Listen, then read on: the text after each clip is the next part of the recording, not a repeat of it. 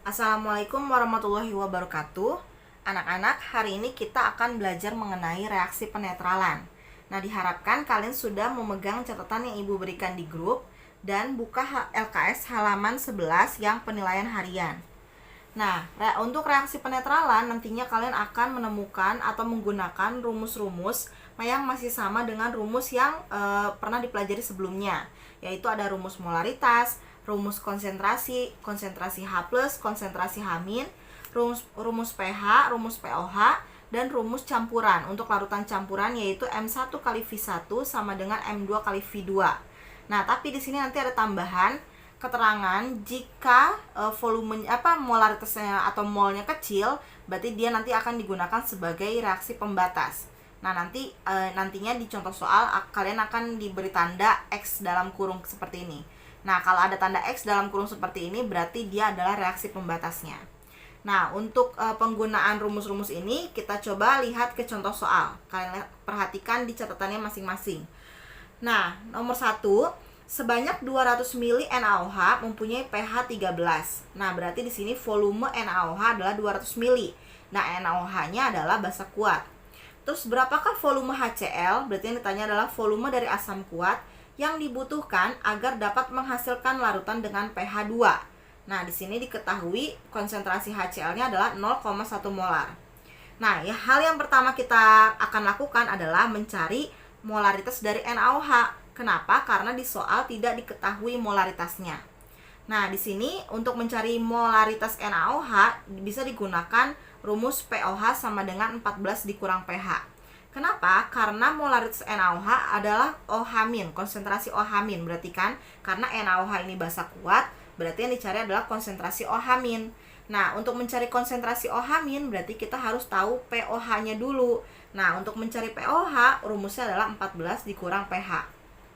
Karena di sini pH-nya adalah 13, berarti 14 dikurang 13, didapatlah 1 untuk pOH-nya.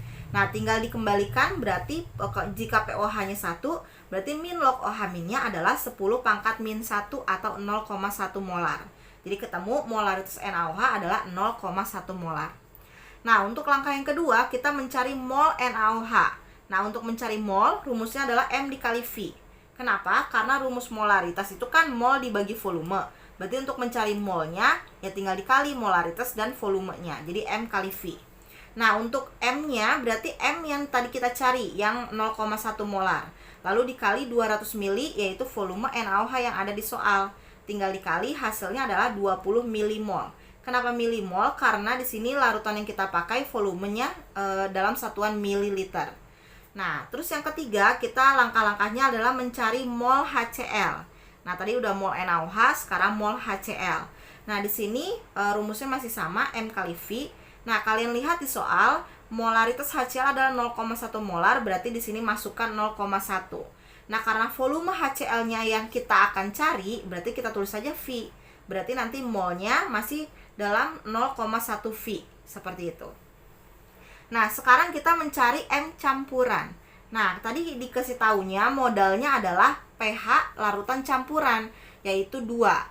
Nah, berarti kalau pH-nya 2, konsentrasi H+-nya menjadi 10 pangkat min 2 atau 0,01 molar. Nah, terus kalau pH-nya campuran berarti dia bersifat asam. Kenapa? Karena pH-nya tadi nilainya 2. Sedangkan asam itu lebih kecil daripada 7 pH-nya. Berarti kan 2 lebih kecil kan daripada 7, berarti dia termasuk asam. Nah, kalau misalkan dia sudah ditetapkan sebagai asam, berarti dia adalah zat sisa. Nah, sedangkan zat yang habis adalah yang basa. Nah, kenapa di sini ada tanda silang dalam kurung? Berarti si basa ini adalah reaksi pembatasnya. Jadi nanti untuk mol yang basa ini yang digunakan dalam mula-mula reaksi dan setimbang. Nah, lanjut kita reaksikan NaOH ditambah HCl. Mula-mulanya NaOH 20 milimol, sedangkan HCl tadi 0,1 V milimol. V-nya kan belum diketahui, jadi masih 0,1 V. Nah, yang direaksikan kita pilih yang NaOH. Kenapa? Tadi karena dia disebut sebagai reaksi pembatas. Jadi yang akan dikurangi itu adalah yang dijadikan sebagai reaksi pembatas atau ditetapkan sebagai reaksi pembatas. Nah, setelah dikurang 20 kurang 20 kan habis. Sedangkan HCl itu masih ada sisanya, yaitu 0,1 V dikurang 20. Kenapa masih bentuknya seperti ini? Karena V-nya belum kita ketahui. Nah, untuk mencari V-nya lanjut ke M campuran. Nah, M campuran tadi kan sudah diketahui, kita cari ya dengan yang pH 2 tadi, didapat 10 pangkat min 2 atau 0,01. Nah, tinggal kita cari M itu kan rumusnya N per V. Nih, N per V, mol per volume. Mol yang digunakan adalah mol sisa, berarti yang ini tadi, yang 0,1 V min 20 atau dikurang 20. Nah, sedangkan V-nya adalah yang digunakan jumlah V dalam larutan yang tadi digabung. Kan kalau digabung tadi kan NaOH sama HCl. Nah, NaOH-nya 200 ml, sedangkan HCl-nya belum diketahui, berarti masih V juga.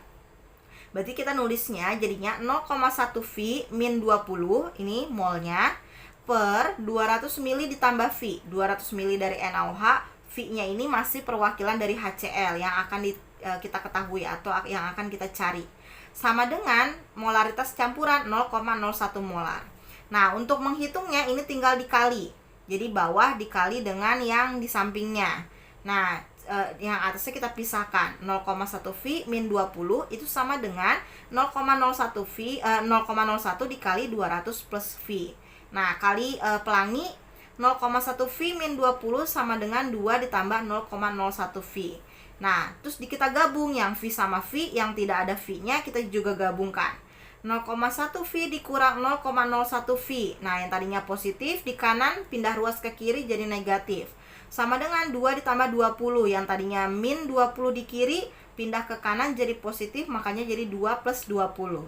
Nah, didapatlah 0,1 dikurang 0,01 adalah 0,09 V, sama dengan 2 ditambah 20 adalah 22. Nah, didapatlah V-nya sama dengan 22 dibagi 0,09, yaitu 244 ml. Seperti itu. Nah, terus jadi kalau kuncinya sebenarnya di sini kalian kan yang ditanya volume. Berarti kalau volume itu hubungannya dengan molaritas, dengan mol. Nah, molaritas berarti bisa dicari dengan pH atau konsentrasi H+ atau konsentrasi OH-, tergantung molaritas siapa. Kalau molaritas basa berarti yang dicari OH-.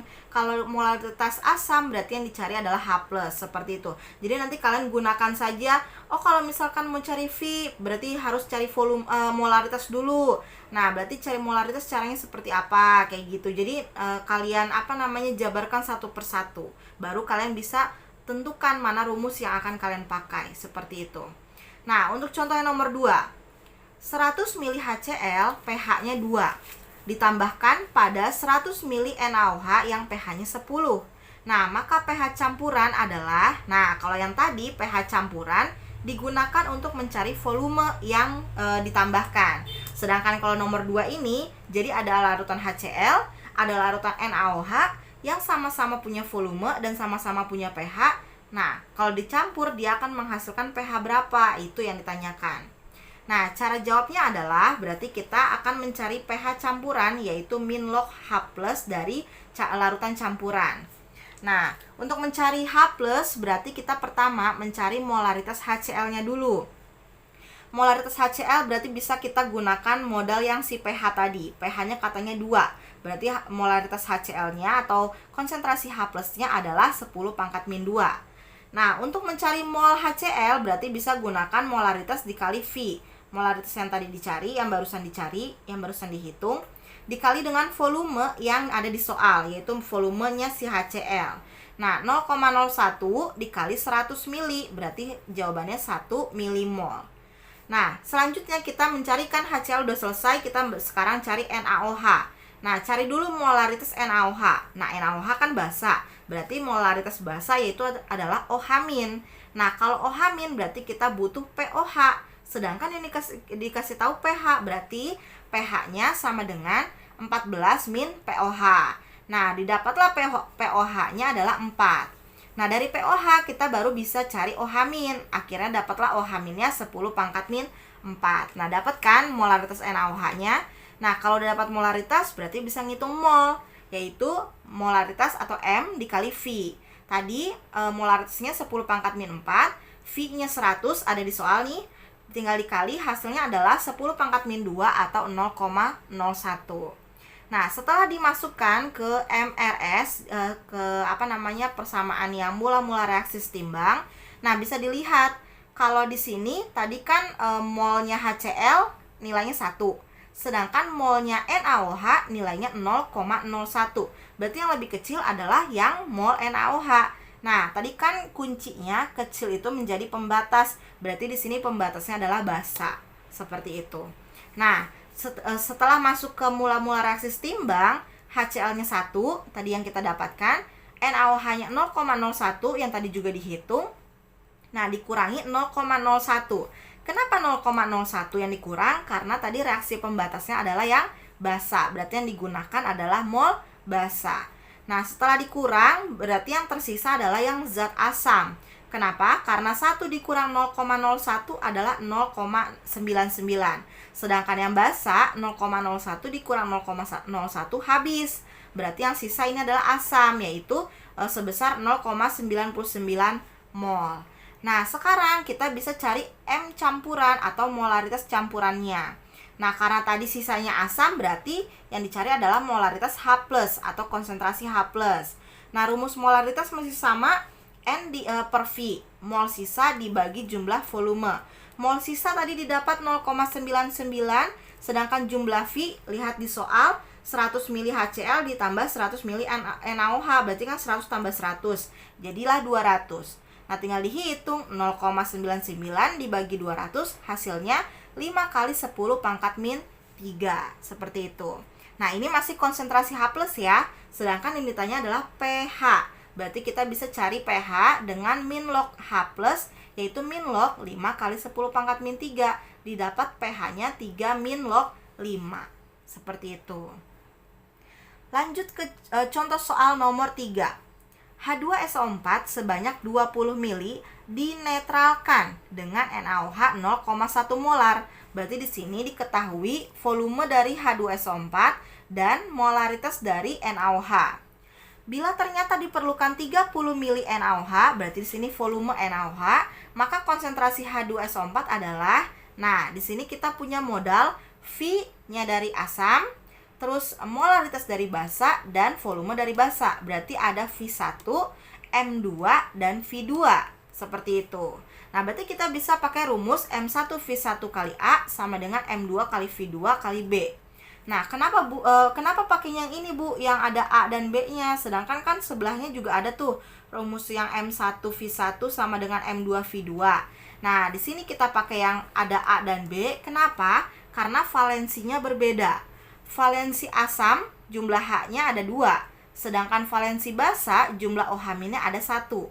Nah, karena berbeda berarti kita pakainya yang ada pembedanya.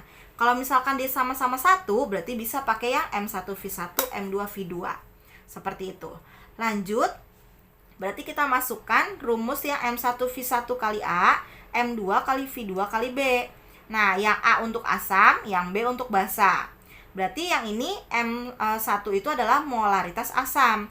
Nah, karena di sini nggak ada molaritasnya, si H2SO4, berarti tulis aja M1. Nah, volume H2SO4 atau volume asam yang tadi 20 ml dikali valensi asamnya jumlah H-nya ada 2. Nah, M2 atau molaritas NaOH tadi ada di soal 0,1. Nah, sedangkan volumenya 30 ml kali valensi basa yaitu jumlah OH- dan 1. Nah, tinggal dihitung. M1 kali 20 kali 2 adalah 40 M. Nah, 0,1 kali 30 kali 1 adalah 3. Di sini jadinya akan bisa didapatkan M-nya sama dengan 3 dibagi 40, yaitu 0,075 molar. Berarti didapatlah konsentrasi dari H2SO4 adalah 0,075 molar. Seperti itu. Jadi tergantung di soalnya diketahui apa saja dan yang ditanyakan apa, kayak gitu. Nah, contoh soal yang terakhir adalah 0,4 gram NaOH. Nah, berarti di sini dia berbentuk padatan atau dia bermassa. Nah, dengan MR 40. Biasanya kan dengan volume kan yang satuannya mili atau liter. Nah, kalau di sini diketahuinya massa. Nah, dilarutkan dalam air dan dapat menetralkan HCl 0,1 molar sebanyak titik-titik mili. Nah, berarti di sini diketahui massa mR, dan molaritas dari HCl. Masanya massa basa kuat atau NaOH. Nah, cara menjawabnya adalah dengan menggunakan M1V1, M2V2. Nah, ini bisa A dan B-nya bisa dihilangkan karena sama-sama 1. Kan jumlah OH 1, jumlah H juga 1, berarti bisa kita hilangkan A, B-nya. Bisa kalian gunakan rumus M1V1, M2V2 saja. Nah, tinggal dimasukin. Berarti yang ini pertama, M1 adalah yang asam. M1 asam yaitu 0,1, sedangkan V-nya belum kita ketahui karena kan di soal nggak ada kan. Nah, sedangkan M2V2, M2-nya kita pakai rumus yang gram per mR dikali 1000 per volume. Kenapa? Karena di sini yang diketahui adalah massa. Berarti kita pakai rumus yang ada massanya, yang ada gramnya. Nah, terus dikali V2 dikali 1. Nah, V2-nya juga nggak diketahui, berarti V basanya juga nggak ada. Nah, gimana caranya? Tinggal dimasukin aja dulu angkanya. 0,1 dikali V1 dikali 1, atau 0,1 kali V1 aja juga nggak apa-apa. Gramnya yang di soal 0,4, dikali mR-nya yang di soal 40, dikali lagi per 40, dikali 1000, ketetapan dari rumus, per V. Nah, V-nya kan belum diketahui, jadi tulis aja V. Dikali V lagi, dikali 1, atau sampai V2 aja sudah cukup. Nah, di sini 0,1 kali V berarti 0,1 V. Terus 0,4 per 40 hasilnya 0,01. Nah, sedangkan ini kenapa Ibu coret? Karena kan V-nya sama-sama tidak diketahui. Berarti sama-sama masih V. Sedangkan dia kalau dikali jadi habis. Nah, berarti dia tinggal tulis aja 1000-nya. Berarti 0,1 V sama dengan 0,01 dikali 1000. Hasilnya 10. Berarti V-nya sama dengan 10 dibagi 0,1, yaitu 100 ml. Seperti itu. Berarti didapat untuk menetralkan 0,1 molar HCl itu digunakan 100 ml air. Seperti itu. Diralat maksudnya 100 ml HCl. Jadi di sini kan tadi campurannya NaOH yang udah di dalam air, terus ditambahkan berapa mili HCl gitu pertanyaannya. Berarti di sini 100 mili HCl seperti itu. Nah, untuk PR